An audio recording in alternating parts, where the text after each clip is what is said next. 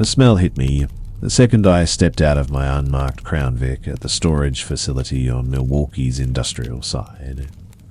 August heat made everything worse, turning the air thick and heavy like breathing through wet cloth.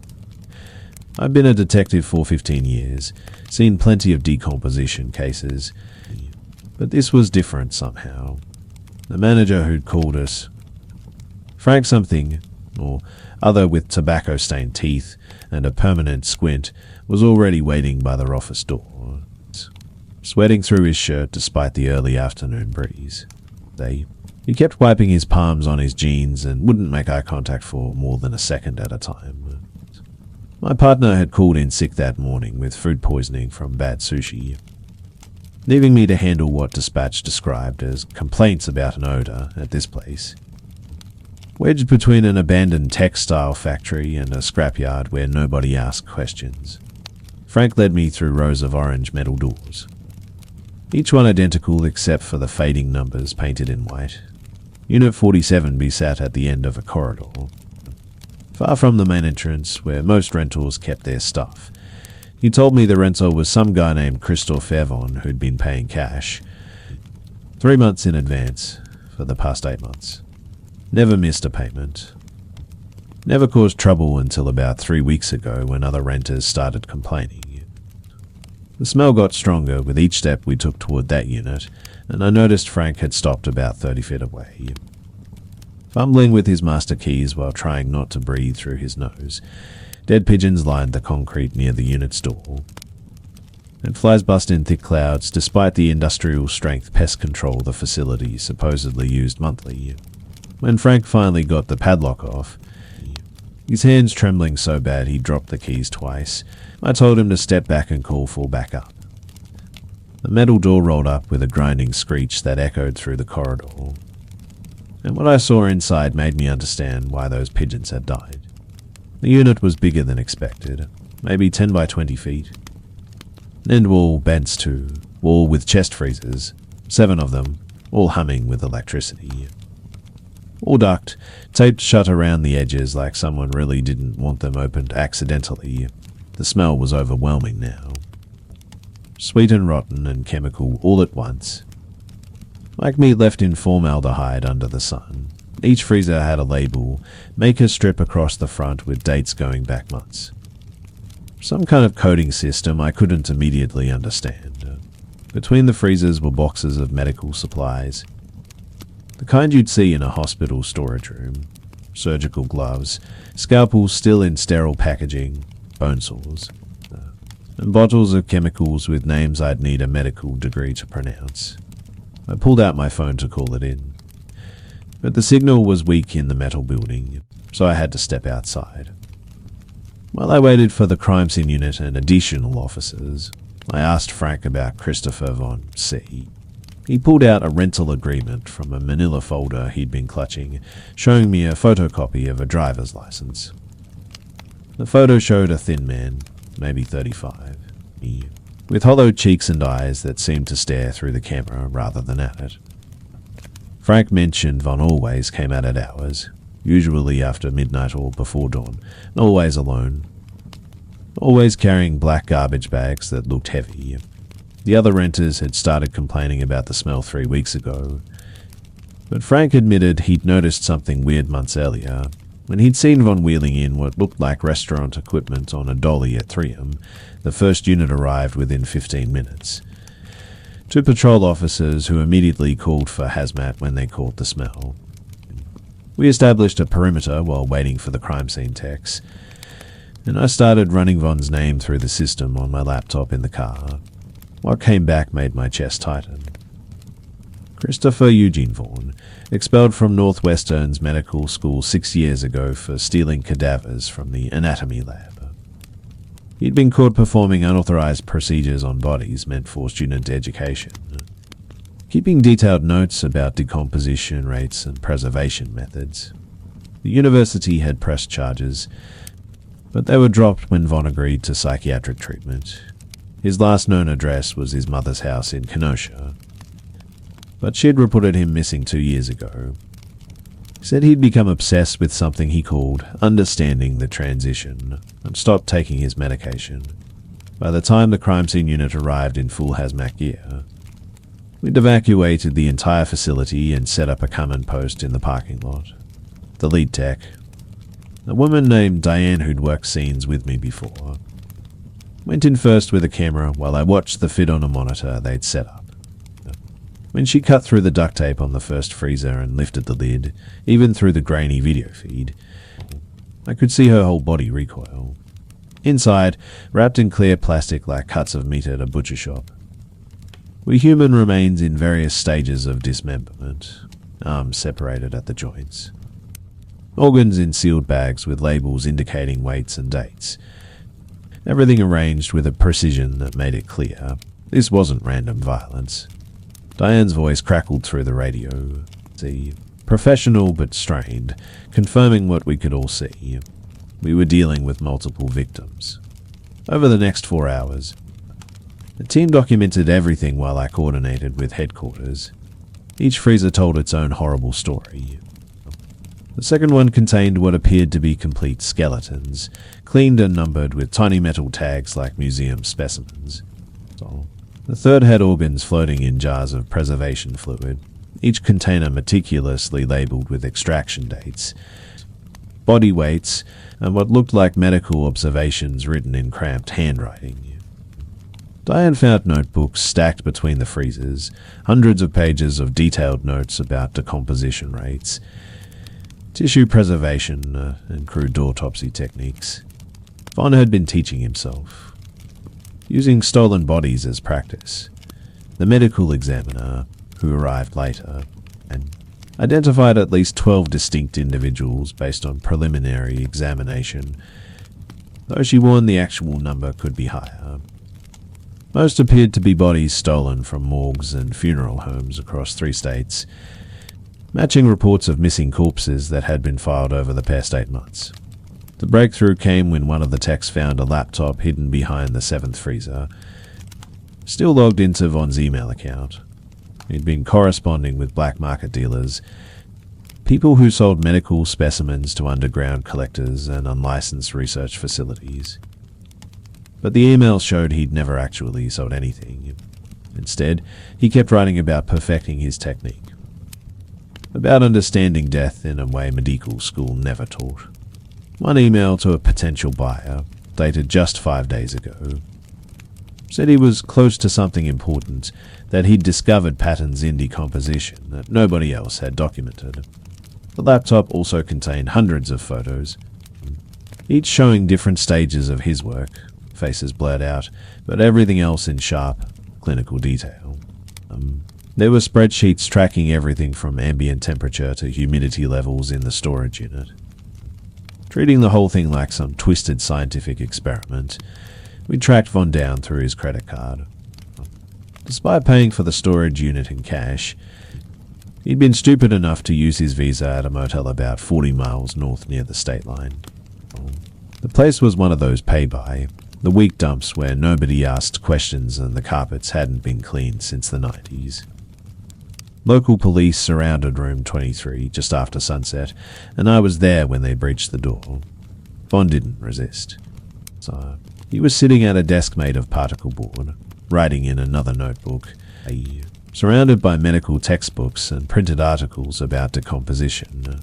He looked nothing like his driver's license photo anymore. His hair had grown past his shoulders, greasy and tangled, and he'd lost so much weight. His clothes hung off him like they belonged to someone else. His fingernails were long and dirty, with what looked like dried blood underneath them. When I read him his rights, he just nodded and asked if we'd found his work, said it was important that someone preserved his research during the interrogation. Vaughn was disturbingly calm, speaking about the bodies like a professor discussing lab specimens. He admitted to everything but seemed genuinely confused why we were treating it as a crime. He explained how he'd gotten the bodies, bribing night shift workers at funeral homes, breaking into morgues using stolen keycards, sometimes taking bodies that were meant for cremation so they wouldn't be missed immediately. He'd been practicing autopsies, teaching himself what medical school had denied him, documenting everything because he believed he was contributing to science. When I asked him about the families of these people, about the violation of human dignity, he tilted his head like I was speaking a foreign language. He said the dead didn't care, that they were just organic matter reorganizing itself, and that his work would help future medical students understand decomposition better than any textbook. The trial lasted 3 weeks, and I testified on the second day. Von's lawyer tried for an insanity plea. It's bringing in psychiatrists who diagnosed him with severe delusional disorder and obsessive-compulsive personality disorder. But the jury saw through it. The meticulous planning, the careful selection of victims who wouldn't be immediately missed. The elaborate concealment methods. Twiddle pointed to someone who knew exactly what they were doing was wrong. He got life without parole, though he never stopped insisting he was a researcher, not a criminal. The storage facility was demolished 6 months later after the owner couldn't rent a single unit. Frank quit the day we found everything and moved to Florida. Said he couldn't stop smelling that stench even after the place was cleaned. The families of the identified bodies finally got closure, could finally have proper burials, though some remains were too damaged to ever be returned. I retired 2 years after the Von case, earlier than I'd planned. Not because of fear or trauma, but because something fundamental had shifted in how I saw the job. In 15 years, I'd investigated murders driven by rage, greed, jealousy, emotions I could at least understand, even if I condemned them. But Von's complete detachment, his ability to see human bodies as nothing more than study materials, left me with questions I couldn't answer. Sometimes, I still get calls from journalists wanting to write about the case, especially around the anniversary. I always decline. What haunts me isn't the horror of what we found in that storage unit, but Von's genuine belief that he was doing something valuable. The last thing he said to me as they led him away in shackles was that someone would continue his work someday. That knowledge couldn't be suppressed forever. I hope he's wrong, but sometimes, late at night, I wonder if to hear is someone else out there, in another storage unit or basement, carrying on where he left off.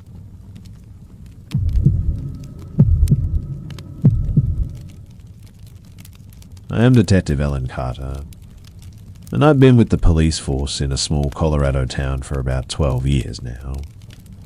It was a Monday morning in early September 2022 when everything changed for me. I had just gotten back from a week-long vacation with my husband and our 2 kids, feeling refreshed and ready to dive back into what I thought would be another routine week of petty thefts and noise complaints. Our town had always been one of those places where people left their doors unlocked and kids played in the streets until dark. I was sitting at my desk, catching up on paperwork and sipping the terrible coffee from the break room machine, when dispatch called about a welfare check on Cedar Lane. Mrs. Thompson hadn't shown up for her weekly book club, and her friends were worried because she never missed a meeting, not even when she had pneumonia 2 winters ago. Cedar Lane was one of those perfect suburban streets with matching mailboxes and well-maintained lawns that looked like they belonged in a real estate magazine. I drove there alone, since my partner was testifying in court that day, figuring it would be a quick check.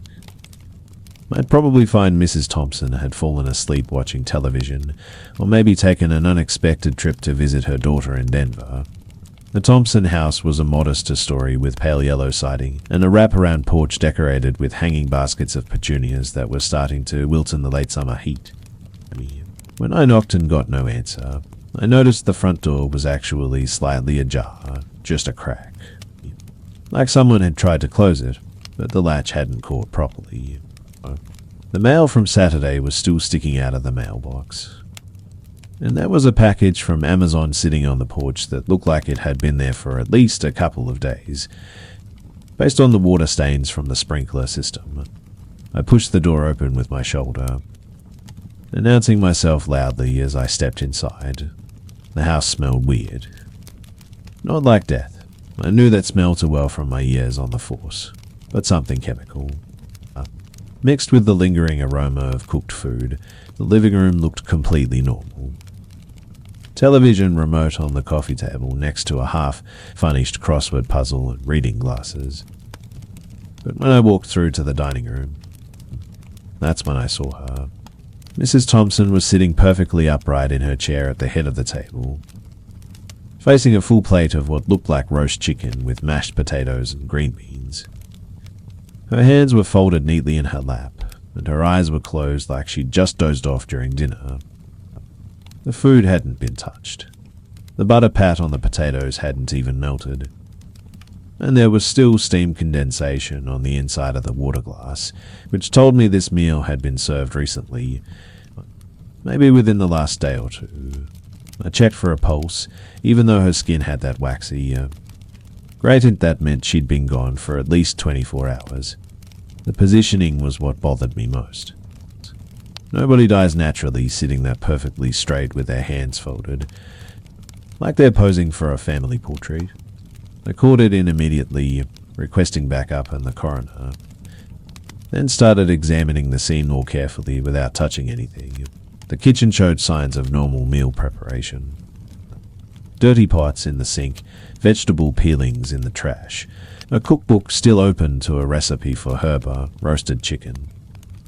But there was also a clipboard on the counter with what looked like a work order from Riverside Utilities, dated 3 days prior, signed by someone named Jason Brennans, with a note about checking the gas lines for the neighborhood modernization project. I photographed everything with my phone while waiting for the crime scene unit, and that's when I noticed something else strange. There was a second place setting at the table, directly across from Mrs. Thompson, but that plate was completely clean. Like someone had eaten their entire meal and even wiped the plate with bread. While the forensics team processed the Thompson house, I decided to canvass the neighborhood to see if anyone had noticed this utility work or anything unusual over the past few days. The first neighbor I talked to was Mr. Gallagher, a retired postal worker who lived directly across the street and was known for sitting on his porch most afternoons. He mentioned seeing a white van with Riverside Utilities, painted on the side, parked in front of several houses on the street earlier in the week. But he hadn't thought much of it since there had been notices about infrastructure updates posted on everyone's doors the previous month. So he described the worker as a clean, cut guy, maybe mid-30s, wearing the typical blue uniform and carrying a toolbox and clipboard. What stuck with Mr. Gallagher was how friendly the guy was, stopping to chat with everyone, asking about their families. Even helping Mrs. Ning carry her groceries in when he saw her struggling with the bags.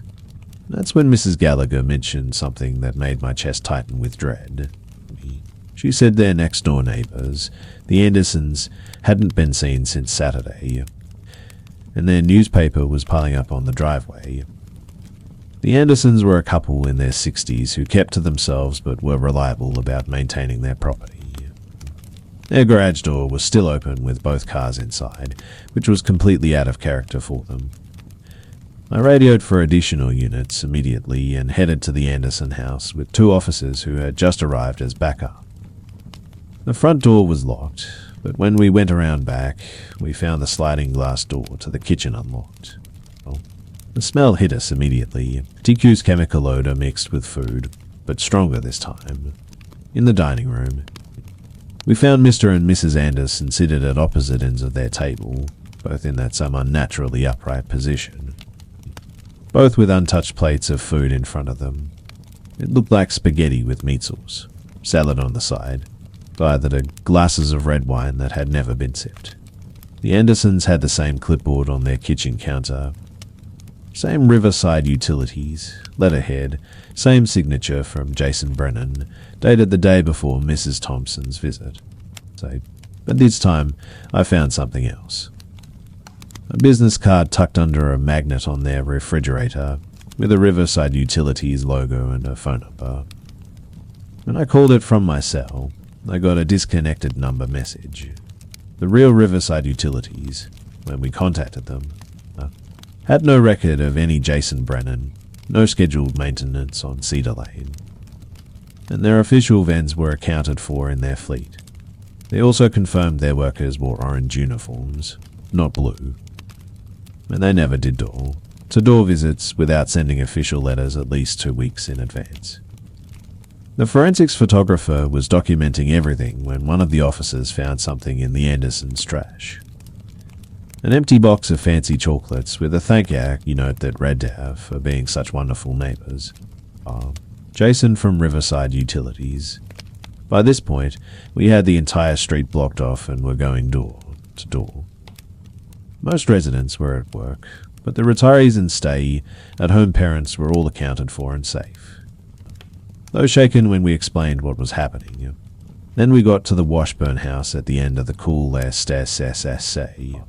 Joyce Washburn was a widow in her 70s who lived alone and was known for her incredible garden and homemade jam that she gave out every Christmas. Her car was in the driveway, her sprinklers were running on schedule, but she wasn't answering the door. The neighbour had a spare key, checked on each other regularly. Turk, when we entered, I already knew what we'd find. There she was, seated at her small kitchen table with a bowl of soup and a sandwich in front of her, untouched, hands folded. That same terrible upright posture. The clipboard was there too, but this time, there was also a plate of cookies on the counter with a handwritten note. Joyce, thank you for the lovely chat and lemonade. Signer, enjoy these as a small token of appreciation. Sign, JB. The medical examiner arrived within the hour and did preliminary tests on Mrs. Thompson while we waited. He found no obvious signs of violence or struggle, but noted paticule hemorrhaging in her eyes and a slight blue tinge around her lips that suggested poisoning. The way he explained it to me. Certain toxins could cause respiratory paralysis while keeping the victim conscious and aware for several minutes, long enough for someone to position them however they wanted. The thought of these poor people being unable to move or call for help while this monster arranged them like dolls at their own dinner tables made me physically sick at that, but I had to step outside for a minute to compose myself, and that's when I saw something that everyone else had missed. Fresh tire tracks in the mud beside Joyce Washburn's driveway, where her sprinklers had overwatered the edge of the lawn. The tracks were distinctive, a heavy vehicle, probably a van, with what looked like a nail or screw embedded in the rear left tire that left a small puncture mark every rotation.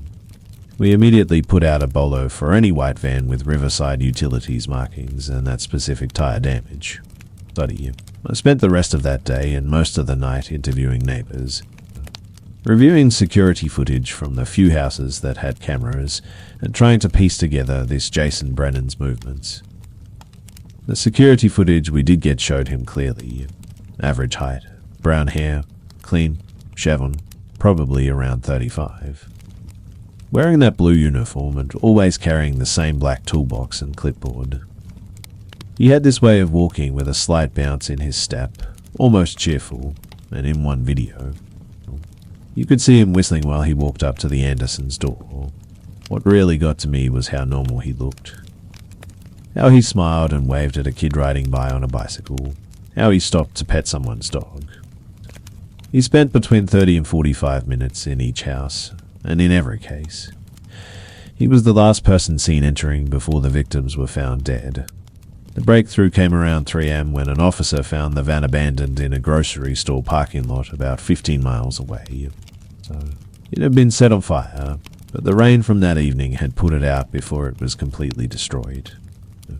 The VIN had been filed off, but our forensics team found partial prints on a water bottle in the cab and DNA on a cigarette butt.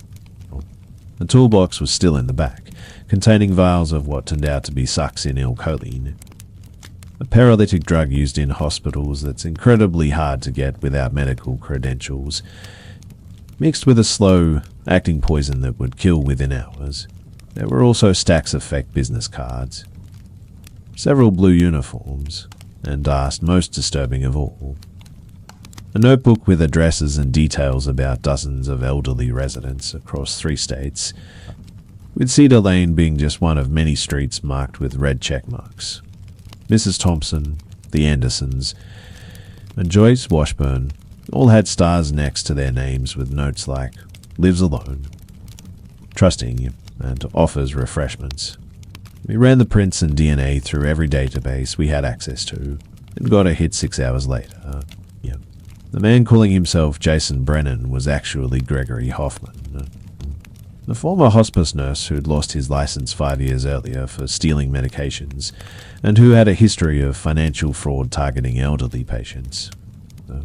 He'd been moving across the Midwest, hitting small towns where people still trusted strangers in uniforms, where elderly folks living alone would open their doors to a friendly utility worker warning about gas leaks or offering free safety inspections. We caught him 2 days later at a motel in Nebraska. Preparing to hit another neighborhood, he'd already distributed flyers and made initial contact with several potential victims. When we arrested him, he was calm, almost proud. And the only thing he said was that he'd been helping them avoid the indignity of dying alone in nursing homes. He's now serving 3 life sentences. But I know there are more victims out there we haven't found yet. I still drive by Cedar Lane sometimes, and even though new families have moved into those houses, I can't forget how I found those people.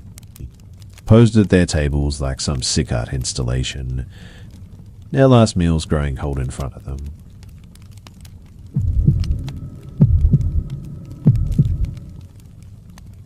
The body cam footage was supposed to be a routine review.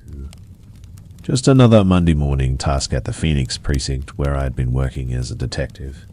At 32, with 8 years in uniform behind me and 6 months in my new position, I thought I'd seen most of what this job had to offer.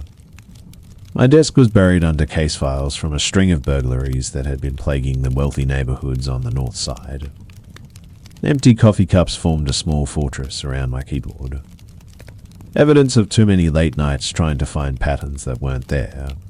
That particular morning in January 2023.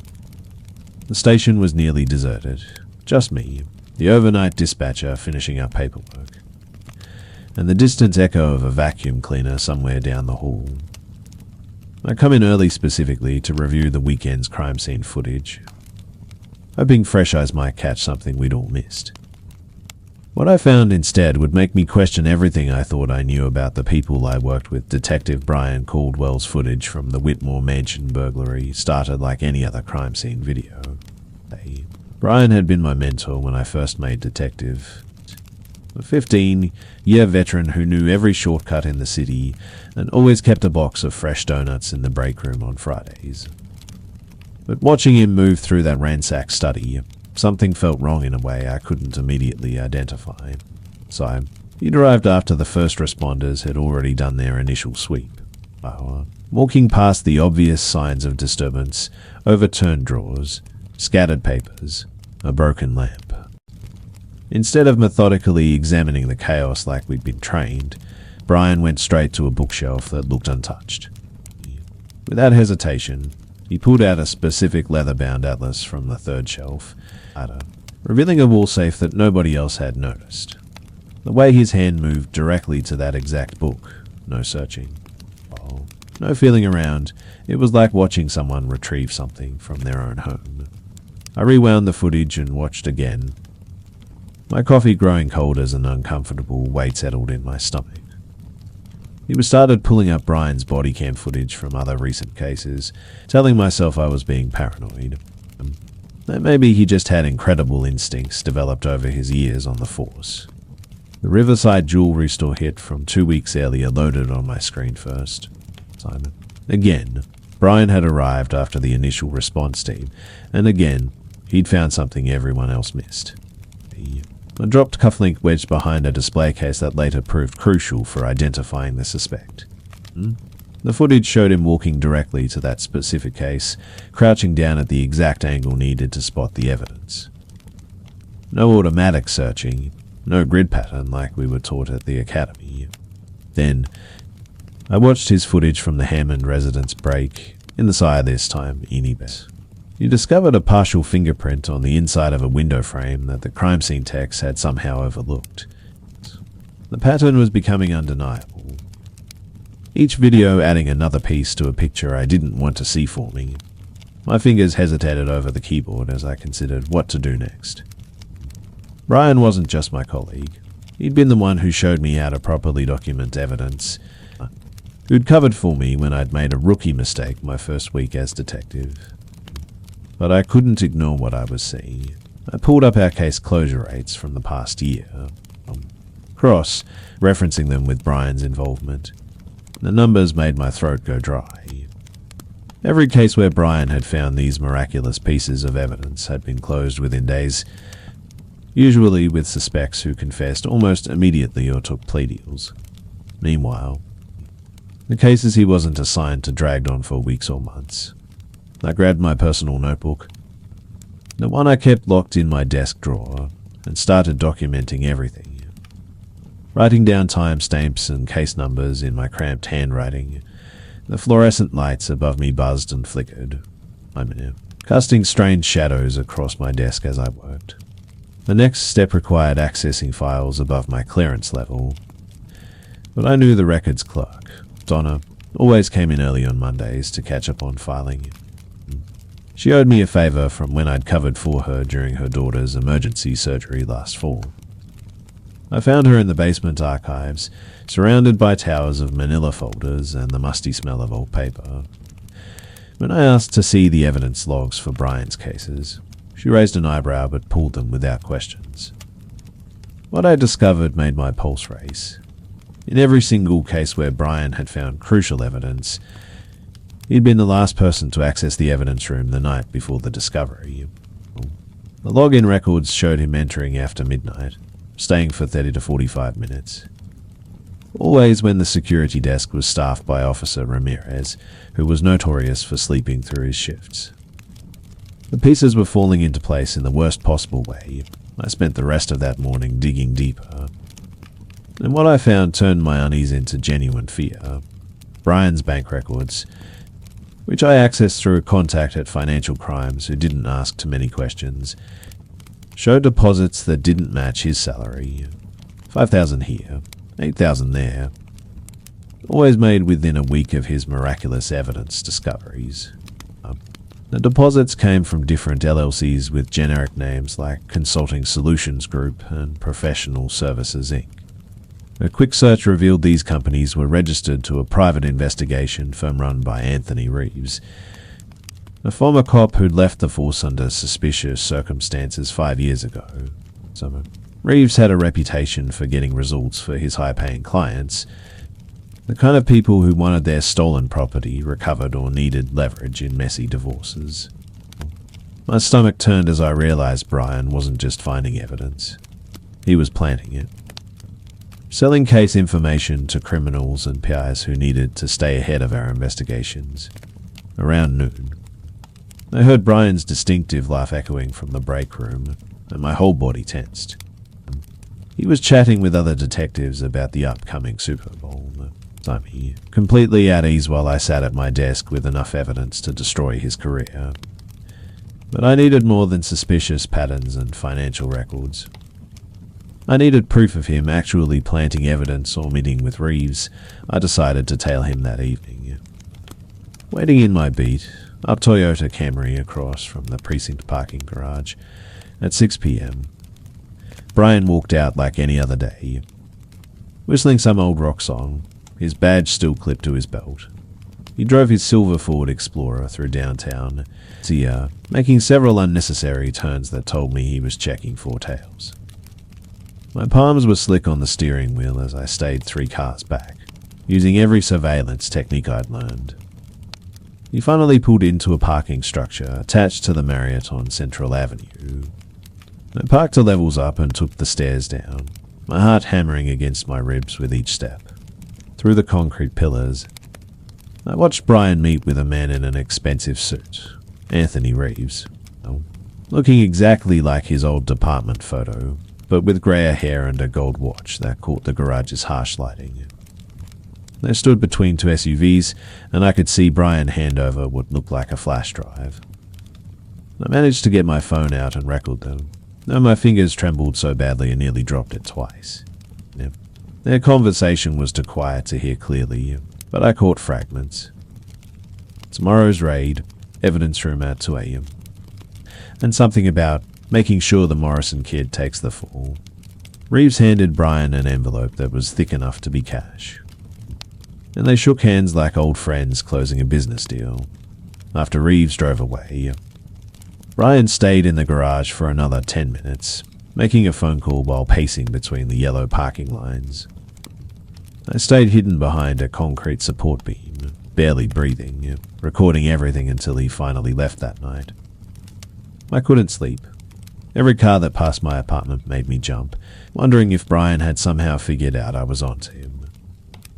I sat at my kitchen table with all my evidence spread out, printed screenshots, bank records, my handwritten notes, and my phone with the garage video. The smart move would be to go straight to internal affairs.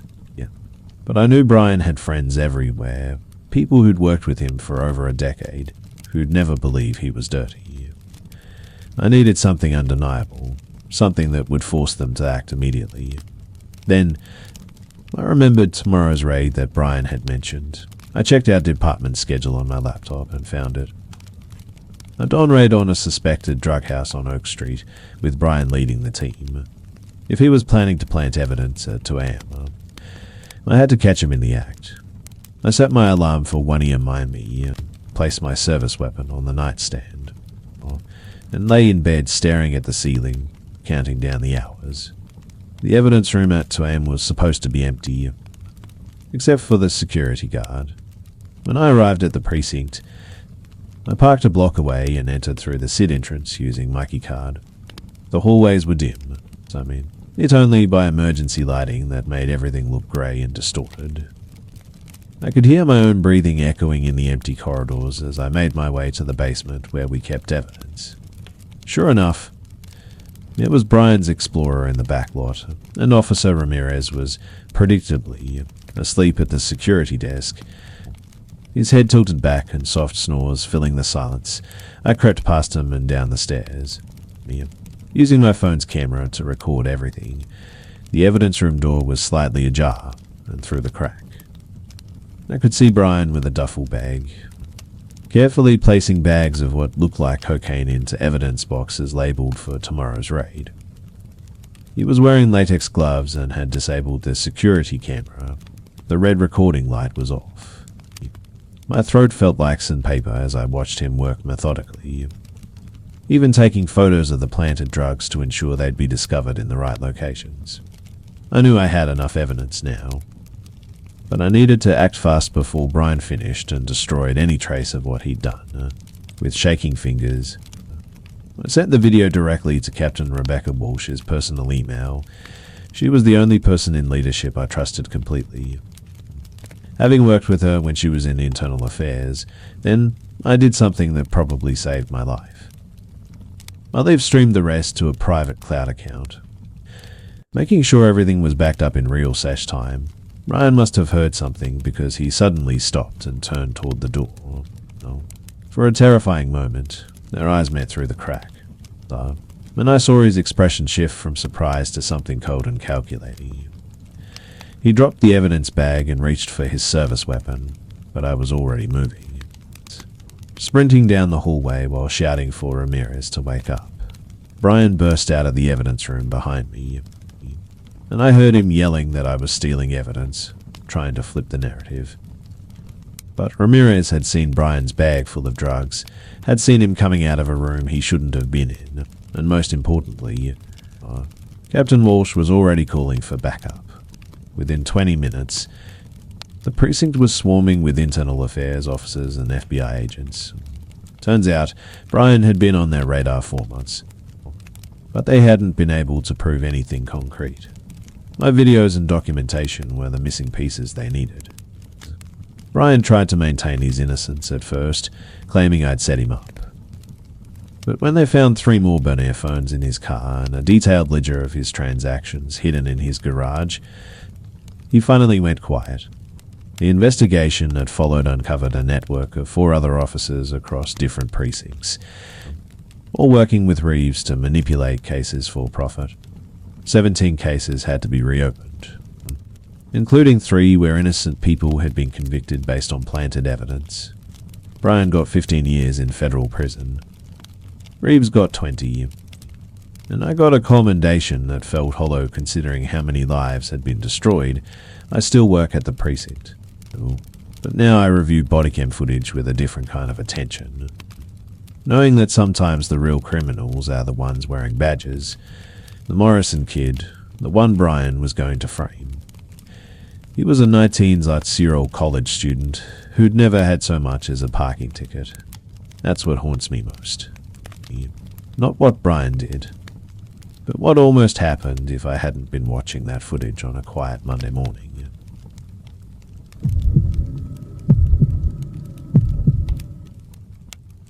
The dispatcher's voice crackled through my radio at 9:47 p.m. And right away, something about it made me grip the steering wheel tighter. 6 months patrolling the suburbs outside Portland. And you develop this instinct for which calls are going to stick with you. A woman named Margaret Hobbs, 67 years old, had just whispered into her phone that someone was inside her house at 4782 Willow Court. The dispatcher told me she'd gone silent mid-sentence, just cut off like someone had yanked the words right out of her throat. The line stayed open, though 40 seconds of dead air, except for what sounded like a television playing some game show. Audience laughter echoing through an empty room. Margaret lived alone since her husband died 2 years back. One of those widows who kept to themselves, but always waved when you drove past. October nights in Oregon get cold fast. And I remember cranking the heat as I turned onto her street, thinking about how scared she must be. So, hiding somewhere in that house, the cool day, Sack looked wrong before I even reached her driveway. Every house had their typical porch lights on, those soft amber glows that make suburbia feel like a cocoon. But Margaret's place blazed like a beacon, every single window lit up bright white. Even the basement and attic windows that nobody ever uses. The house itself was one of those split levels from the 70s, and painted this hideous mustard yellow that had faded to something between beige and decay alike. Her front door hung open about 6 inches, swaying slightly in the wind like it was breathing. I radioed for backup, but dispatch said 20 minutes minimum. The pile upon Highway 26 had everyone tied up. The rules say wait for backup on a potential home invasion, but the rules also say protect and serve. And Margaret Hobbs needed protecting right now. From my cruiser, I could hear the television still going, and some host asking about presidents and capitals, and underneath it, this rhythmic dripping sound, steady as a metronome. I stepped out of the cruiser with my flashlight in one hand, keeping the other near my holster, and announced myself from the driveway. Police. Margaret Hobbs. This is Officer Price. Responding to your call. My voice bounced off the empty street and came back to me like an echo in a cave. The neighbors' houses stayed dark and quiet. No curious faces in windows. No one stepping out to see what the commotion was about. And that should have been my first real warning. Willow Court was the kind of place where everyone knew everyone's business. Where a police car would normally draw at least 3 concerned neighbors in bathrobes. But that night, it felt like the entire street was holding its breath. I approached the front door slowly. Noting the door frame showed no signs of damage, no splintered wood or jimmy marks. The door had been opened with a key when the brain, or it hadn't been locked at all. Through the gap, I could see into the living room where the television cast shifting blue light across beige carpet and floral wallpaper that probably hadn't been changed since the house was built. The smell hit me as soon as I pushed the door wider, pot roast still cooking, mixed with something else I couldn't place. Something chemical and sharp like cleaning supplies, but wrong somehow. Margaret Hobbs. Police. I'm coming inside to check on your welfare. I stepped into the house and nearly jumped out of my skin when the door suddenly slammed shut behind me. Just the wind, I told myself. I knew damn well the air had been still as death outside. The living room looked live in but neat. One of those spaces old people keep frozen in time. Doilies on every surface, photos of grandkids in heavy frames. A collection of ceramic angels on the mantel. The television was playing Jeopardy. Alex Trebek, reading questions to an empty room. On the coffee table sat a television guide, open to that day's listings. A pair of reading glasses folded on top, and a cup of tea still steaming. The bag string draped over the rim like it had just been made. I moved through the living room toward the kitchen, where that dripping sound grew louder. The dining room table stopped me cold. 3 plates were set out, but only one had food. Pot roast, mashed potatoes, green beans, all half-back eaten. The fork was still stuck upright in the meat. Like someone had been interrupted mid-bite, the other 2 plates were clean, untouched. But the silverware was arranged differently at each setting. At the first empty plate, the knife and fork formed annex. At the second, they lay parallel, perfectly aligned. Steam still rose from the food, and when I touched the edge of the plate with the back of my hand, it was warm enough to make me pull away. The phone hung off its cradle on the wall, receiver dangling by its curly cord, swaying slightly even though there was no breeze in the house. I picked it up and heard the dial tone, then noticed something that made my chest tighten. The phone cord had been cut clean through about 3 feet from the handset. Yet somehow, it still had a dial tone. The kitchen faucet was the source of that dripping, each drop hitting the steel sink with a metallic ping that seemed to louden the silence. I turned it off, and that's when I heard it. Footsteps, directly above me, slow and deliberate, like someone pacing. Police. Come downstairs with your hands visible. The footsteps stopped immediately. I drew my weapon and moved toward the stairs, every nerve in my body screaming that something was fundamentally wrong here. The stairs creaked under my weight. That old house sound that usually feels homey, but now felt like an announcement of my position. Halfway up, I noticed the family photos lining the wall. Margaret and her late husband through the decades. Their kids, grandkids. But in every single photo, someone had scratched out Margaret's face with something sharp, leaving just jagged holes in the glass where her eyes should have been. Fresh glass shards crunched under my boots, meaning this had been done recently, maybe even while I was downstairs. The upstairs hallway stretched longer than it should have for a house this size. 4 doors on each side, all closed except for one at the far end. That room glowed with the same harsh white light I'd seen from outside, and I could hear what sounded like a woman humming. Low and tuneless.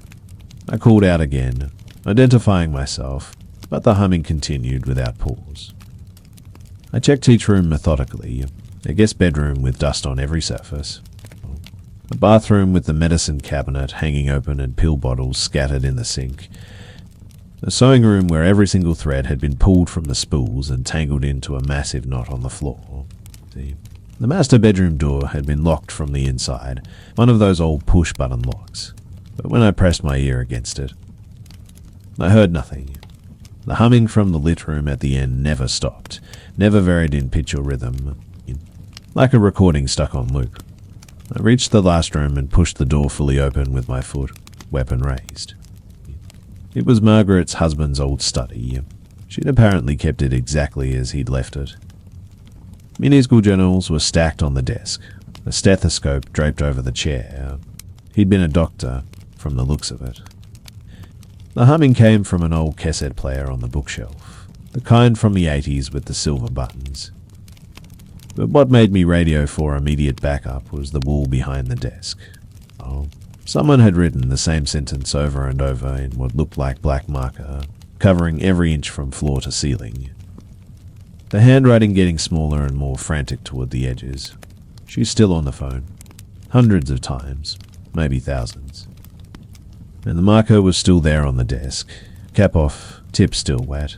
I ejected the cassette and the humming stopped, revealing another sound I hadn't noticed before. Breathing, slow and deliberate, coming from somewhere in the room. I spun around, checking every corner, but I was alone. The breathing continued, and I realized with a sick feeling that it was coming from the heating vent in the floor. I got down on my knees and shined my flashlight through the grate, the metal coat against my face. Two eyes reflected back at me from about 3 feet down in the ductwork, wide and unblinking. And then they were gone, followed by the sound of someone crawling fast through the metal tubes, the banging and scraping echoing through the entire house. I jumped back and called it in. Possible suspect in the ventilation system. Requesting immediate backup and possibly fire department to access the crawl space. The dispatcher confirmed units were 5 minutes out.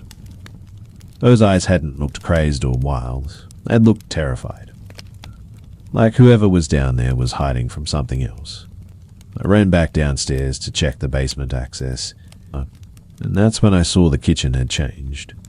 The plates on the dining table were now stacked in the sink, washed and drying in the rack.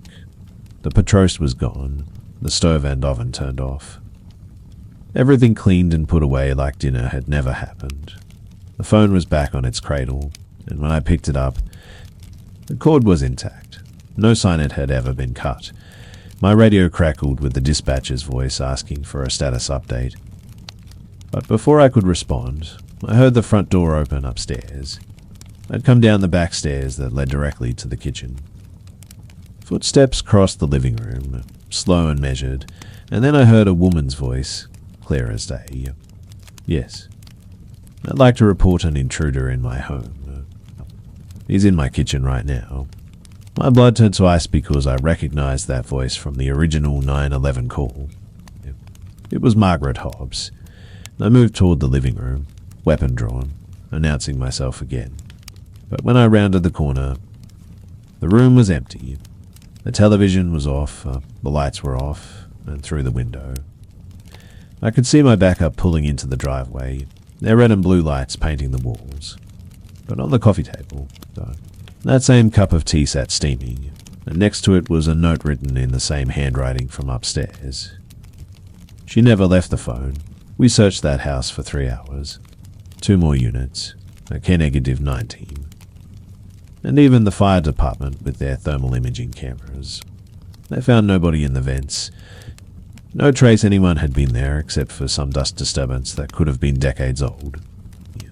The basement had been locked from the outside with a padlock crusted shut for what looked like years. Margaret Hobbs wasn't there. Wasn't at any neighbor's house. Wasn't at the hospital or her daughter's place in Seattle. Her car was in the garage. Keys on the hook by the door. Purse on the counter with her wallet inside. The daughter drove down that night. Confirmed her mother's reading glasses. Confirmed that was her tech-up. Even confirmed the patrost was her mother's usual Monday dinner. But she also told us something that made everyone exchange looks. Her mother had been having memory issues lately, confusion. Sometimes thinking her dead husband was still alive, sometimes preparing dinner for him. We sealed the house as a potential crime scene, and I went home at 3 a.m. Thinking maybe Margaret had wandered off. Maybe she'd had an episode and was confused somewhere in the neighborhood. 4 hours later, at 7 a.m., I was in my kitchen making coffee when my cell rang. It was dispatch. And the exhaustion in her voice was replaced with something else. Disbelief, maybe fear. Another 911 call had just come in from Margaret Hobbs' house. Same woman's voice, same whispered report of an intruder. The house had been sealed with crime scene tape. An officer posted outside all night who saw nobody had gone in or out. But the call was definitely coming from inside the house. They could trace it to the landline. I drove back there. Met up with the same sergeant from the night before, and we entered together. Everything was exactly as we'd left it. Tape undisturbed, evidence markers still in place, except the phone was off the hook again, receiver hanging just like before. And when we checked the 911 recording, you could hear Margaret's voice clear as day. But also something else in the background, my own voice from hours earlier, echoing like it was playing back, saying, "Margaret Hobbs, police. I am coming inside to check on your welfare." The call listed exactly 40 seconds. Just like the first one, then cut to dead air. We never found Margaret Hobbs. Her daughter had her declared legally missing after 6 months, then legally dead after 2 years. The house stood empty for a while before the daughter finally sold it to a young couple from California who got it full way under market value.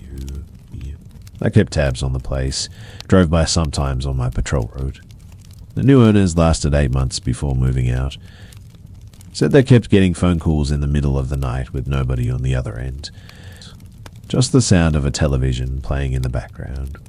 The next family made it 4 months. The house has been for sale for 3 years now.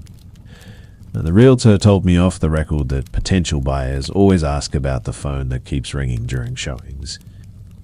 Even though the service was disconnected years ago, the police department officially closed the case as a missing person, probable dementia-related disappearance. But those of us who were there that night know something else happened in that house. I am at a different precinct now. Moved today's shifts downtown where the calls are about real things. Robberies, accidents, domestic disputes.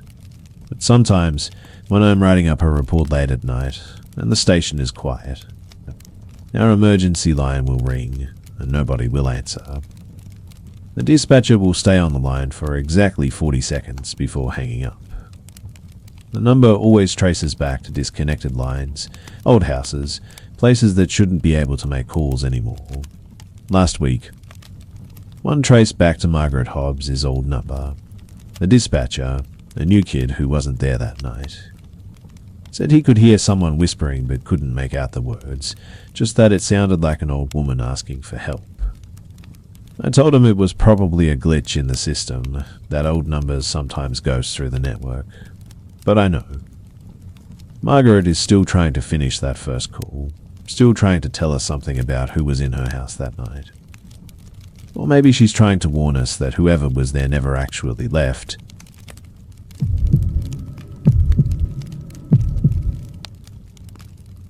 I was 23 and fresh out of the academy when I got assigned to work under Detective Emily Harris in 2012.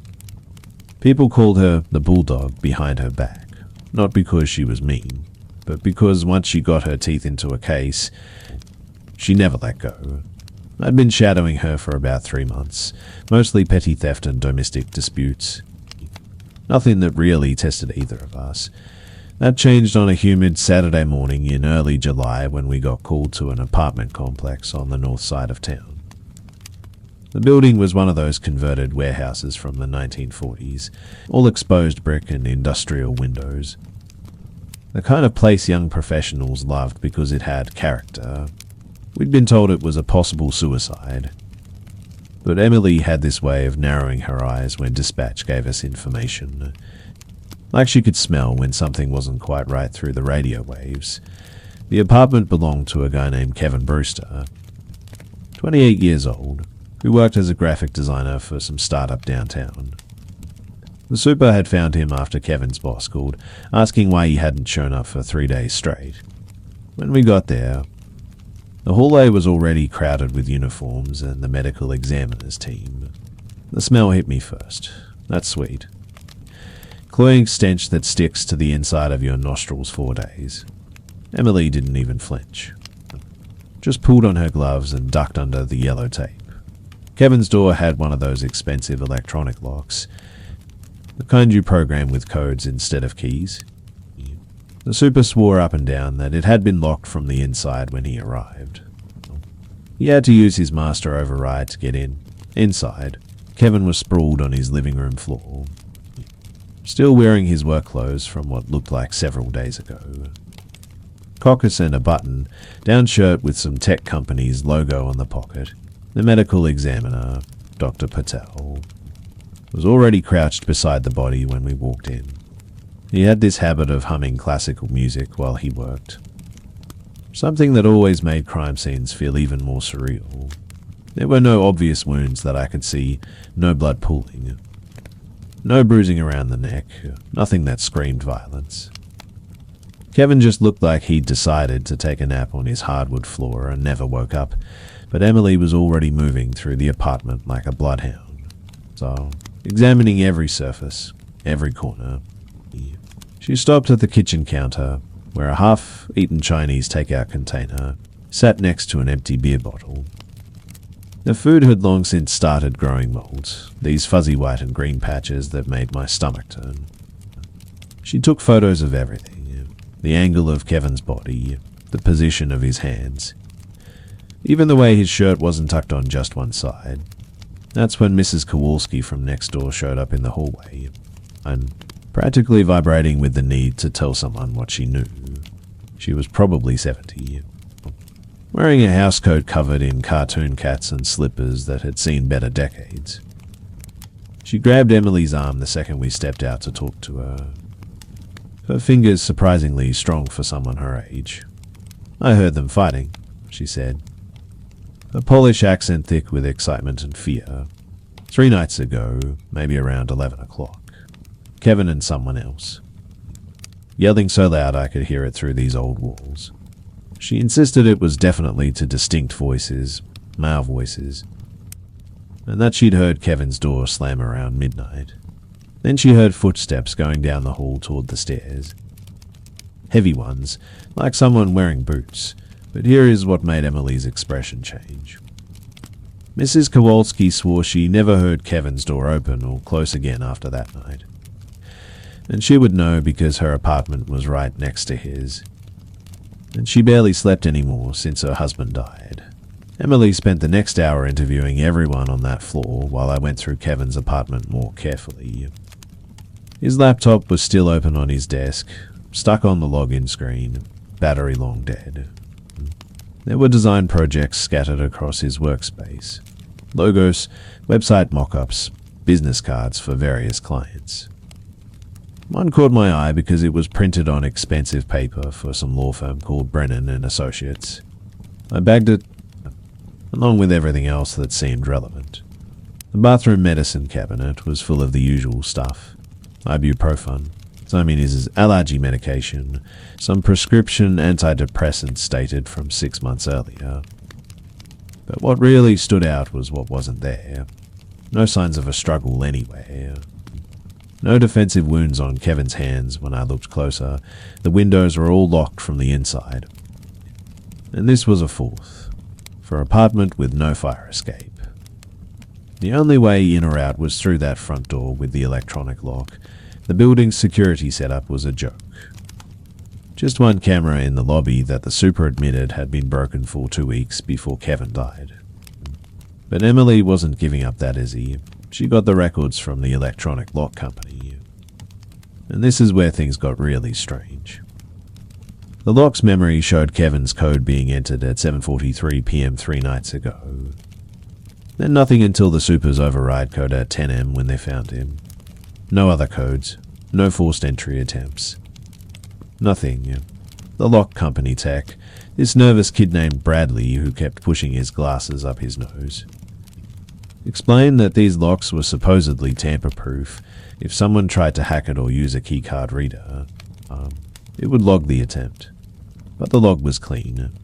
Emily had him checked 3 times, even had his supervisor come down and verify. According to that lock, nobody went in or out of Kevin's apartment after 7:43 p.m, which lined up with when Kevin probably got home from work.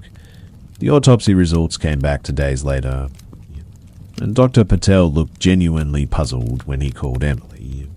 The cause of death was cardiac arrest, but Kevin was a healthy 28-year-old with no history of heart problems. The toxicology report showed something else, though with the traces of a synthetic compound that Patel couldn't immediately identify. It wasn't any standard drug or poison in their database. He sent samples to a specialized lab in Chicago, told us it would take at least a week to get results. Meanwhile, Emily had me digging into Kevin's life like we were archaeologists. His bank records showed regular deposits from his freelance work, nothing unusual there. But there was a cash withdrawal of $8,000 made 2 weeks before his death. When we asked his friends about it, nobody knew what it was for. His best friend, Jamie, said Kevin had been acting paranoid lately, always looking around when they went out, sometimes cancelling plans at the last minute. We tracked down Kevin's ex, girlfriend, Natalie, who worked as a nurse at the local hospital. See, she hadn't seen him in months, but mentioned something that made Emily sit up straighter. About 6 months ago, right before they broke up, Kevin had gotten involved with some guys who claimed they could help him expand his design business, get him contracts with bigger companies. She never met them, but Kevin would sometimes leave for meetings late at night. Always came back tense and quiet. One time, she saw a text on his phone from someone saved as Just M that said, "So, you better deliver, or we'll handle this differently." When she confronted Kevin about it, they had a huge fight and broke up shortly after. She tried calling him a few times after that, worried about him, but he never returned her calls. The last time she tried was about a month before he died, and his voicemail box was full. The lab in Chicago finally identified the compound.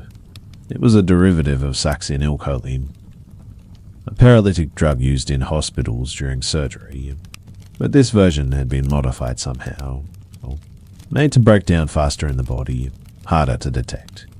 Dr. Patel explained that if someone had been injected with it, they would have been completely paralyzed but fully conscious for maybe 10 to 15 minutes before their respiratory system shut down.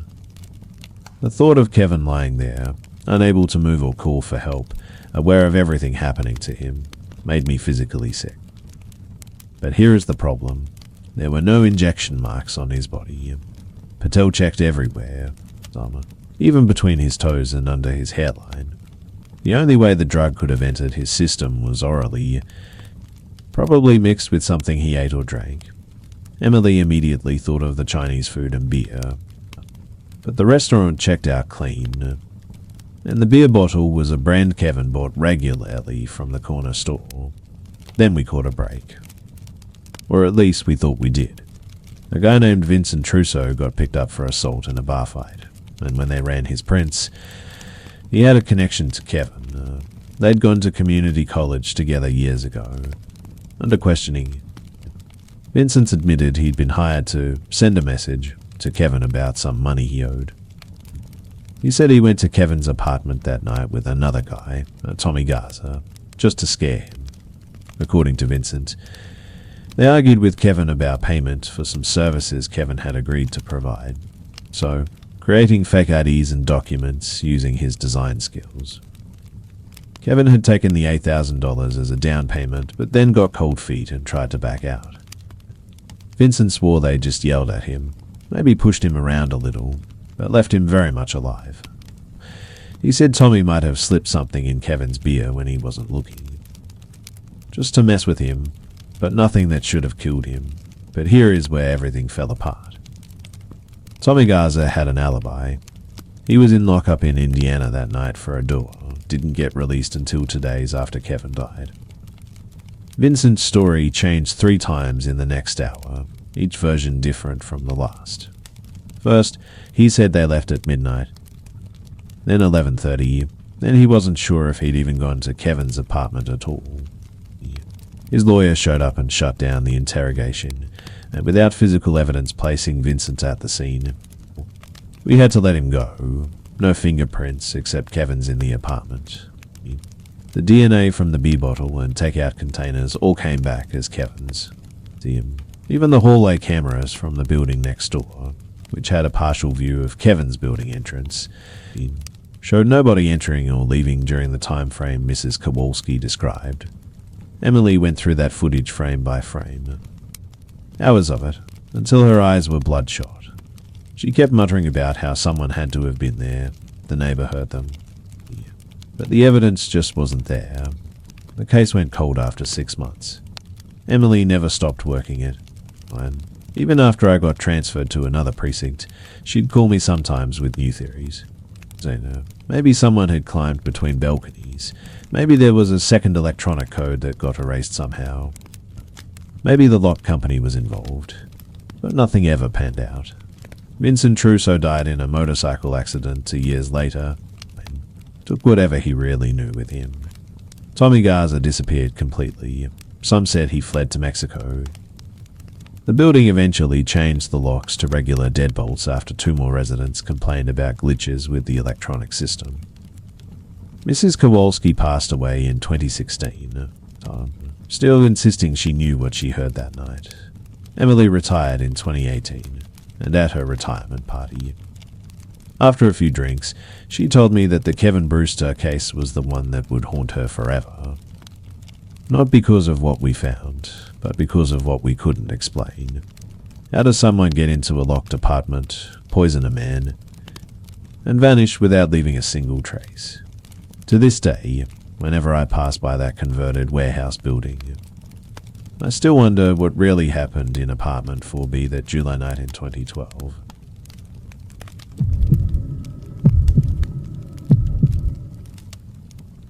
"12 years on the force, and I thought I'd seen everything our small Pennsylvania town could throw at me.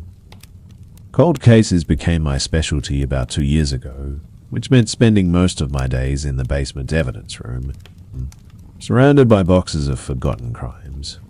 My wife, Dele Susan, used to joke that I was becoming part of the furniture down there, and honestly, she wasn't far off.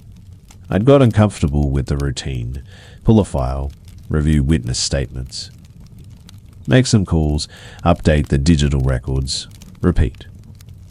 Most detectives avoided the evidence room like the plague because of how depressing it felt. All those unsolved cases just sitting there collecting dust. But I actually found it peaceful. The fluorescent lights hummed constantly, the air smelled like old paper and mildew. And the only sounds were usually my footsteps echoing off the concrete walls. That all changed on a Monday morning in November 2017, when I discovered someone had been tampering with my cases. I'd gone down to retrieve the Garrett homicide files from 1989, a case I'd been reviewing for the past month. The box should have been exactly where I left it, on shelf B14, third row from the bottom. Case number clearly marked on the side in black marker. Instead, I found it sitting on the floor beside the shelf with its lid crooked and the contents obviously disturbed. My first thought was that maybe Stan, our evidence clerk who'd worked there since the 90s, had needed to move things around for some reason. But Stan was meticulous about logging any changes, and he would have emailed me if he'd touched my active cases.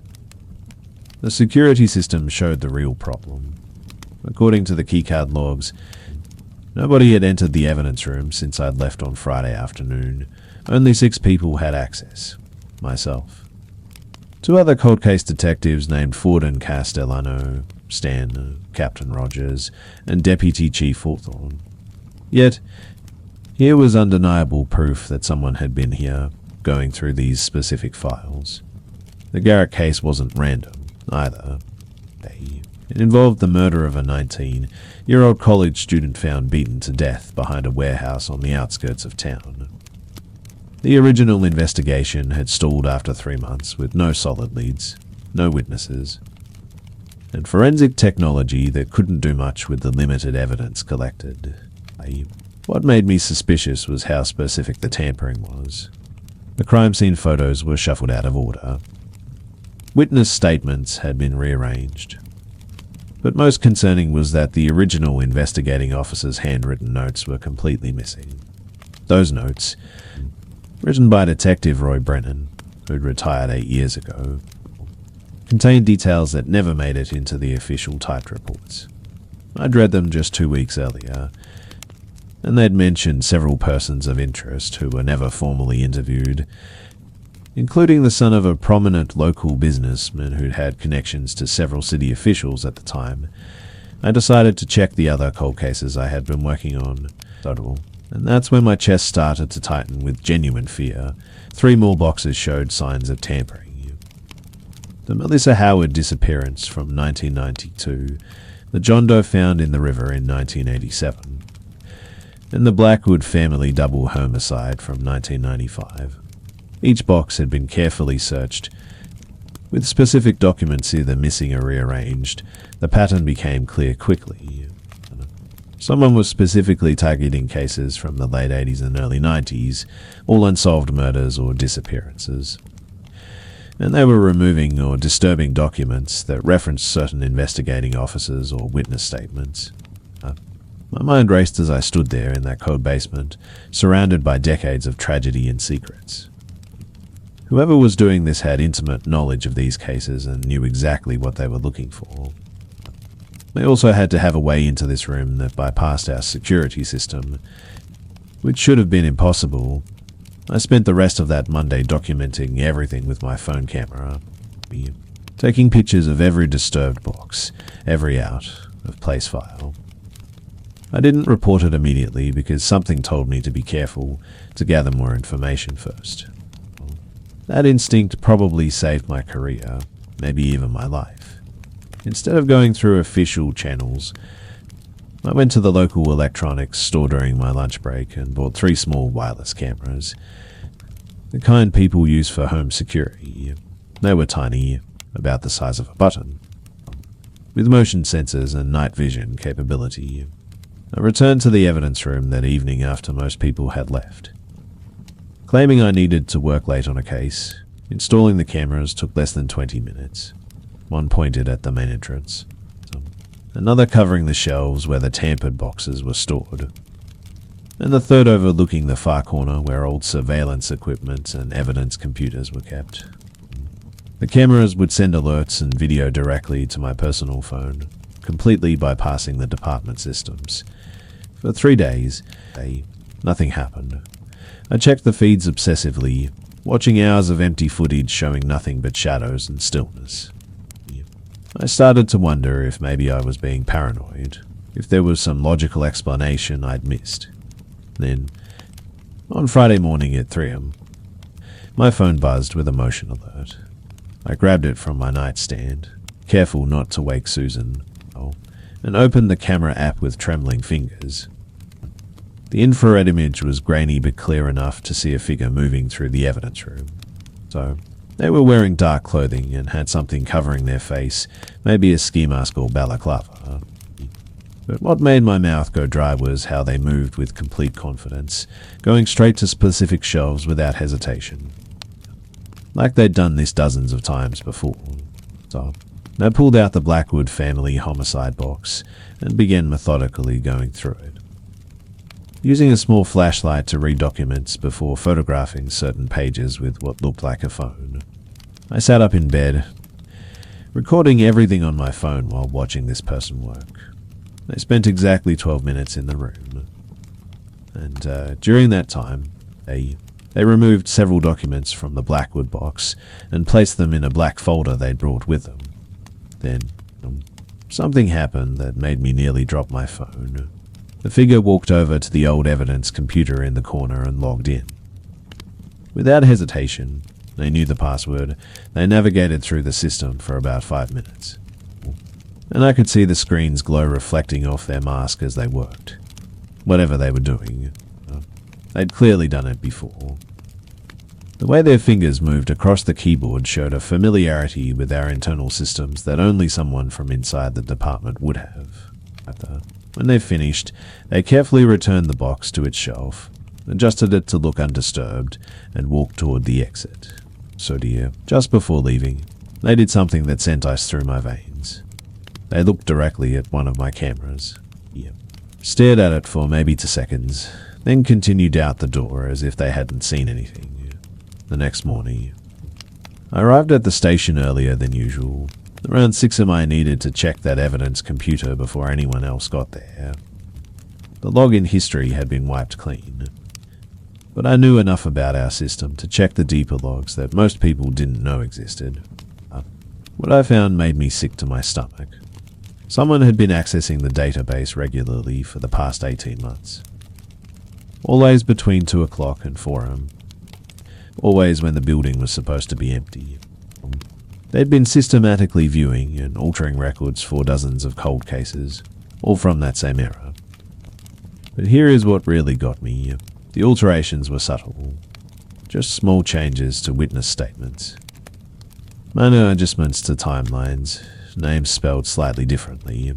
Nothing that would trigger an alert. But enough to make these cases practically impossible to solve if anyone ever tried to revisit them. I cross-referenced the altered cases with department records from the original investigations. And that's when I noticed the pattern that changed everything. Every single altered case had originally been investigated by a group of 4 detectives who all worked together in the late 80s and early 90s. Roy Brennan, who'd retired, Paul Garrison, died of a heart attack in 2010, Deputy Chief Hawthorne, still active. And Captain Rogers, also still active. These 4 had been partners and friends, often working cases together or covering for each other. The more I dug, the more disturbing details emerged. Several witnesses from those old cases had complained about intimidation, evidence that disappeared, and leads that were never followed. But all those complaints had been buried in administrative files, deemed unsubstantiated by internal reviews conducted by guess who, Hawthorne and Rogers themselves. I found a particularly damning report from 1993, where a witness named Jennifer Morse had claimed that Detective Garrison threatened her family if she testified about seeing a certain person at the Blackwood crime scene. That person was the nephew of a major construction company owner who'd won several city contracts around that time. The witness retracted her statement 2 days later. And the case went cold. I knew I needed more evidence before I could take this to anyone. Especially since 2 of the suspected officers were my direct superiors. I spent the weekend at home, pretending everything was normal while secretly copying all my findings onto multiple flash drives. Susan noticed I was distracted, kept asking if everything was okay at work, and I had to lie to her for the first time in our marriage. That hurt almost as much as discovering the corruption. On Monday, I went back to reviewing my camera footage from Friday night, this time focusing on details I might have missed. That's when I noticed something crucial. The intruder had a slight limp in their left leg, a distinctive way of favoring their right side when walking. I'd seen that exact gait before. Deputy Chief Hawthorne had the same limp from an old injury he'd gotten during a pursuit in 2003. A story he loved to tell at department gatherings. The build was right too. Tall, broad shoulders. The way he carried himself even when trying to disguise it. I couldn't go to Captain Rogers. He was likely involved. I couldn't go to Hawthorne for obvious reasons. The only option was to go outside the department, but I needed absolutely bulletproof evidence first. I set up more cameras, this time hidden throughout the evidence room in places nobody would think to look. Inside old evidence boxes that hadn't been touched in decades, behind loose ceiling tiles. Even inside a broken printer that had been sitting in the corner for years. Then I did something risky. I started leaving subtle traps. I'd place tiny pieces of transparent tape on certain boxes in specific patterns that would break if someone opened them. I photographed every single placement. I also started making loud comments around the station about how close I was to breaking the Garrett case, how I'd found new leads that could blow everything wide open. It was all lies, but I needed to force their hand, make them sloppy. Hawthorne's reaction was telling. He suddenly became very interested in my work, stopping by my desk multiple times a day to check on my progress with a smile that never reached his eyes. The confrontation came 2 days later, but not how I expected. I was working late, legitimately this time, when Hawthorne walked into my office around 9 p.m. He closed the door behind him and sat down across from me, perfectly calm. You've been busy lately, he said, his voice steady and almost friendly. Those cameras you installed are impressive. Very thorough. My heart hammered, but I kept my face neutral, asking what he meant. He leaned back and laughed, actually laughed. Before telling me I had 2 choices. Option 1, I could take early retirement with full benefits, a glowing recommendation, and a nice bonus for my years of dedicated service. Option 2, things could get beside if this complicated. He didn't elaborate on what complicated meant, but he mentioned how unfortunate it would be if certain evidence appeared linking me to mishandled cases, how my reputation could be destroyed, how these things could affect my family. He gave me 48 hours to decide, then walked out like we just discussed the weather. that night. I made copies of everything and drove 3 hours to the FBI field office in Philadelphia, where I handed over 18 months of evidence to agents who'd been investigating similar patterns in 3 other counties. The arrests happened 6 weeks later on a Tuesday morning that started like any other. FBI agents swept through our department and 3 others simultaneously, arresting Hawthorne, Rogers, and 14 other current and former officers across the region. The investigation revealed a 30-year conspiracy involving bribes from local crime families, evidence tampering, and at least 11 murders that had been deliberately covered up. Some victims were people who threatened to expose the corruption. Others were just inconvenient witnesses to crimes committed by people with the right connections. Roy Brennan, the retired detective, cut a deal and testified against everyone in exchange for reduced charges. He revealed how they'd been taking money since 1987, how they'd pick which cases to bury, how they'd threaten or pay off witnesses. The Garrett case that started my investigation.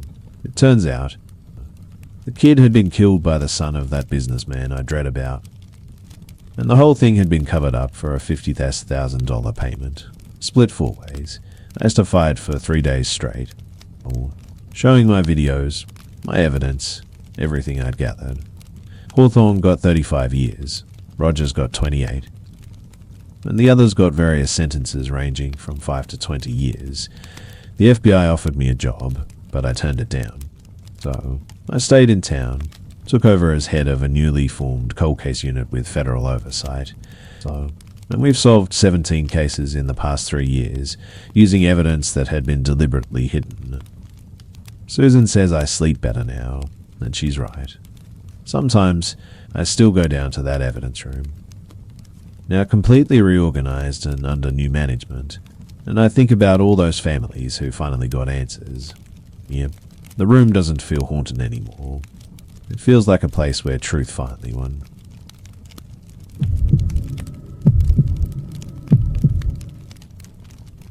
My name is Sarah Bennett, and at that point in my career, I'd been working late shifts more often than I'd like to admit. Most nights were quieter, filled with paperwork and the occasional noise complaint. But that particular night, my phone buzzed with a call that immediately pulled me out of routine. A family reported seeing a masked man standing in their hallway. The father's voice on the line carried this strange mix of urgency and confusion, like he couldn't decide if what he'd witnessed had really happened. I drove over, thinking it would be another case of shadows or nerves. What I walked into was nothing I could file away under overreaction. The house was a 2-story colonial, clean and orderly in a way that told me the family wasn't the type to dramatize. Inside, the air felt heavy with that kind of silence people force on themselves when they're terrified of being heard. The mother, Claire, was clutching her son's arm so tightly he had faint red marks where her fingers dug in. The boy couldn't have been older than 10, but his wide eyes looked years ahead of him in fear. The father, Mark, kept pacing from the front door to the staircase, repeating the same line. I saw him. He was right there. His certainty wasn't shaken. Not even by the locked windows and doors I'd already checked myself. I walked them through the house, asking them to show me where exactly the figure had stood. The hallway light was still on, casting a pale yellow glow on the polished wooden floor. Mark pointed to the end of the hall, right outside the bedrooms. He said the man didn't move, didn't speak, just stood there in a black mask until Mark shouted, and then somehow he was gone. What unsettled me wasn't the story itself, but the detail that all the locks were intact. No sign of forced entry. No open windows. No damage anywhere. It didn't add up.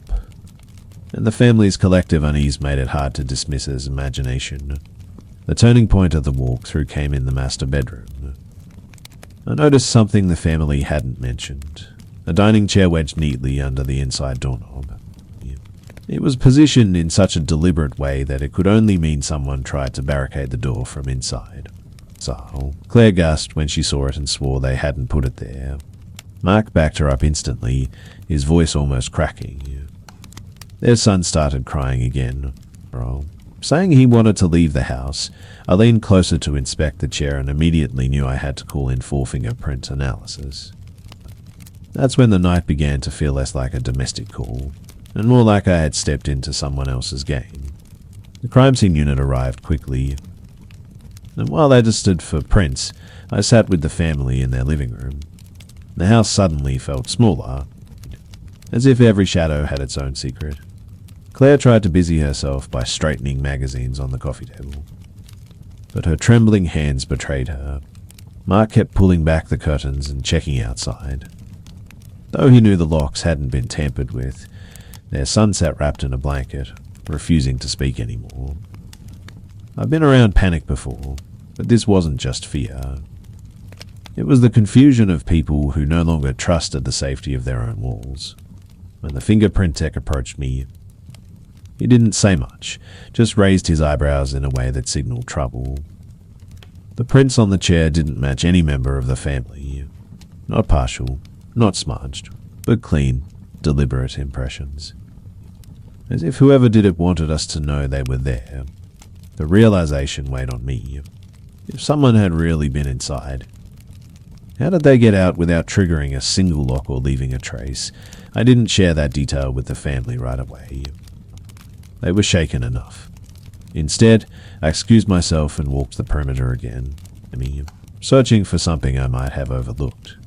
Outside, the night air was crisp, and the backyard stretched into a line of tall trees swaying under the dim streetlight glow. I scanned the ground carefully, expecting footprints in the soil, but there was nothing, not even a scuff. The grass looked untouched. The only thing that stood out was a faint impression on the side of the porch railing, as though someone had leaned there briefly. It wasn't enough to prove entry or exit, but paired with that barricaded bedroom door, it made the whole scene feel intentional, staged almost. Whoever this masked figure was, he wanted them unsettled. Back inside, I decided to ask the boy again gently, this time away from his parents. Kids see details adults miscall even when fear clouds their memory. He whispered that the man hadn't just stood there.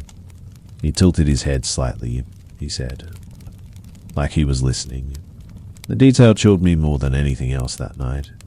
I walked him back to his parents, replaying his words in my head. A stranger silently listening inside their home with no forced entry, no broken locks, and foreign fingerprints on a chair. The deeper I dug, the less it resembled a standard break. In hours slipped by while we combed through every inch of the house. Nothing new surfaced. And fatigue set in. Claire begged me to stay a little longer, so I kept my notebook open, circling the same details, hoping fresh airs would catch something. Then, almost as if on cue, the fingerprint results came back. No matches in any database. Whoever had been in that bedroom wasn't some random burglar already on record. That realization turned the whole night from a security breach into something stranger. Someone methodical, precise, and entirely untraceable had walked through their hallway. Before leaving, I asked Mark to demonstrate again what he saw. We stood in the same hallway, the yellow bulb flickering above us. He described the stillness of the masked figure, the silence. The way he thought it was a prank until the man vanished. His words didn't waver, and I could almost picture it myself. As he spoke, I noticed the chair had been removed from the bedroom and set back against the wall, exactly where it belonged at the dining table. None of us had moved it. I didn't announce it aloud. But the hair on my arms rose all the same. I finally convinced them to spend the night at a relative's house while we secured the property. As they packed quickly, I stayed near the doorway, scanning every surface one more time. The house gave nothing away, but it didn't feel empty either. It felt watched. Before leaving, I locked the door myself, tested it twice, and drove behind the family's car until they reached the highway. My cruiser's headlights stretched over their rear bumper, and I kept replaying the boy's words, how the man had tilted his head like he was listening. Listening for what? Listening to whom? The report I filed that morning was clinical, stripped of the unease that clung to me. I wrote down the facts. I'm unidentified prints, no forced entry, objects moved without explanation. But the truth I carried was heavier. Someone had been inside that home with Annies I couldn't explain, and they left behind just enough evidence to make sure we knew it. To this day, the family never returned to live there full time. And I can't blame them. Whenever I think of that night, it isn't the mask that unsettles me most. It's the silence of that barricaded bedroom. A silence that didn't belong to the house at all.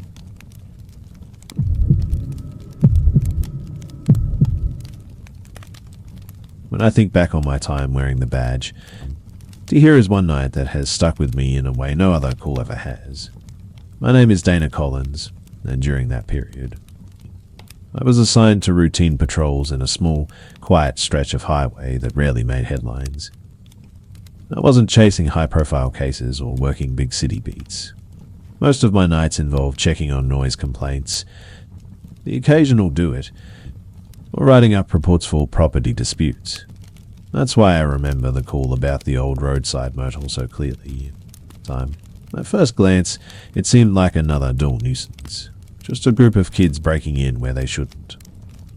The place had been closed down for years. The sin fettered, half the letters broken, with weeds climbing high enough to choke the parking lot. The building itself sat low against the road, so paint peeling in wide strips that looked like skin, sunburned and left to flake. Folks in town used to whisper that the place had been cursed after a string of sudden closures, a fire, and a few unexplained accidents. No owner ever held onto it for long. By the time I started responding to calls there, it was more of an eyesore than a landmark, the kind of property people avoided without really knowing why. That night, I was dispatched after another report of trespassers. The caller claimed they had seen lights moving inside the boarded windows, though there was no power running to the building. It was already past midnight when I pulled into the gravel lot. My headlights swept across the cracked asphalt, catching a cluster of broken beer bottles and spray, paint cans near the steps. I figured it would be the usual group of teens, daring each other to stay inside until I showed up. Still, the air around the motel carried a strange heaviness. Like the silence wasn't natural, but deliberate walking inside required a firm push. The front door had swollen from water damage and groaned when it gave way. The lobby was stripped bare. Only a desk and a few toppled chairs left. My flashlight beam cut through the dust, revealing graffiti on nearly every wall. I announced myself the way we're trained to, loud and firm, letting any trespassers know law enforcement was present. No answer. I checked room after room, each one in worse shape than the last. Mattresses slashed open, doors hanging loose. Floorboards warped with mold. Then, in the far hallway, I noticed something odd. The proportions of one room didn't match the rest. The space inside seemed smaller than what the building's layout should have allowed.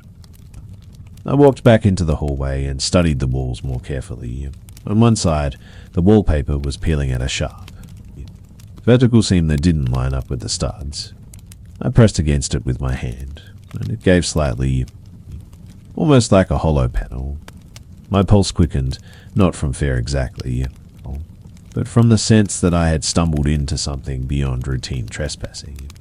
After a few shoves, the false wall creaked open, revealing a narrow gap. The air that escaped from it smelled different, a sour, stale odor that had been trapped inside far too long. The passage led to a hidden corridor, narrower than the motel's actual hallways, lined with plywood doors. Each one had a peephole cut into it from the inside, not the outside. When I crouched to shine my light through one of them, the beam landed on a small room no bigger than a closet, furnished with nothing but a rusted curtain chains bolted to the wall. A camera mount, still screwed into the corner, so I'm in of the face directly at the bed. The silence in that space pressed down on me harder than any noise could have. Whoever had built this hadn't done it for pranks or storage. It was deliberate, calculated, I forced myself to check the other doors. Every hidden room was the same. A place to confine someone, record them, and leave no trace.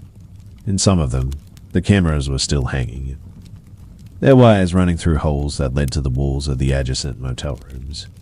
From those guest rooms, someone could sit comfortably, watch everything live, and no one outside would ever suspect I had handled crime scenes before.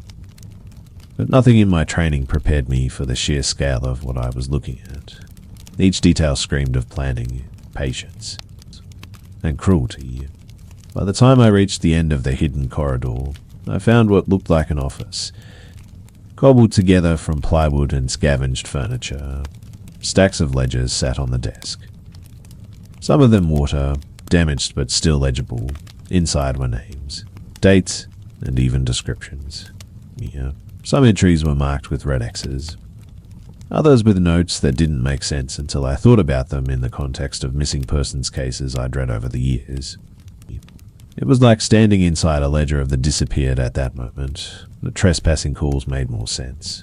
So, someone had been returning to this place, maybe to recover what was left behind. I radioed for backup. My voice steadier than I expected, though inside I felt like the floor had shifted under me. Dispatch confirmed units were en route, but it would take time to reach such an isolated stretch of road. While waiting, I kept moving through the office. There were VHS tapes stacked in milk crates, each labelled with nothing more than a number and a date. The thought of what might be on them turned my mouth dry, but I couldn't bring myself to play one. The silence of the motel felt amplified, as if the walls were holding their breath with me. When backup arrived, I wasn't the only one unsettled. The other officers wore the same expression I did, like they had stumbled into a story that no one would believe without proof. Crime scene investigators worked the place for weeks, cataloguing everything. The hidden architecture, the recording equipment, the ledgers, the tapes, referenced with missing persons reports from nearby states, painted a horrifying picture. Dozens of names matched people who had vanished on road trips, business travel, and locals who had simply walked out one day and never came back. They had all been funneled through this forgotten roadside motel. The case drew state and federal attention fast. Forensic teams uncovered fingerprints, DNA traces, and signs that the motel had been in operation far longer than anyone imagined. Whoever ran it had vanished without a trace, leaving only the architecture of cruelty behind. I was interviewed countless times, asked to retrace every step of the night I found the hidden corridor. The weight of it sat with me differently than any other case. It wasn't just evidence on paper. It was the memory of that first hidden door giving way under my hand, revealing a world no one should have been able to conceal. Eventually, the motel was condemned and sealed off. Some wanted to tear it down, but preservation orders kept it standing as evidence in ongoing investigations. Even now, years later, I can't drive past that stretch of highway without feeling the pull of it. The trespassing calls stopped, almost like the discovery had silenced whatever lingered there. I don't know if the people responsible were ever caught, or if they simply moved on to another location. What I do know is this. Behind those false walls were the lives of countless missing people, and I'll never forget the moment I realized I was standing in the middle of their graveyard.